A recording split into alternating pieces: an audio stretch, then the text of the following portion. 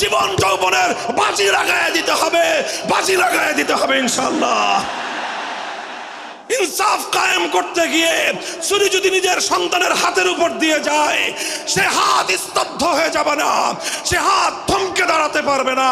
যেখান দিয়ে ইনসাফ যাবে সেখান দিয়ে ইনসাফকে চালিয়ে দিতে হবে। এই সমাজ, এই জমিন এখন বিপ্লবী চায়। সে বিপ্লব আব্রাহাম লিঙ্কনের আদর্শের বিপ্লব নয়, সে বিপ্লব কার্ল মার্কস, মাও সেতুং আর লেনিনদের বিপ্লব নয়। বাংলার মাটি আরেকটা বিপ্লব দেখতে চায়।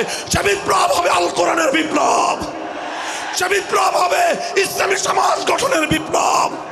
সেই বিপ্লবের জন্য 2000 যুবক নয়, যদি 2 লক্ষ যুবকের তাজা বুকের শাহাদাতের রক্তের প্রয়োজন হয়, সে রক্ত দেওয়ার জন্য শহীদ ঈদগাহে কারা কারা জমায়েত হবে, কারা কারা জমায়েত হবে।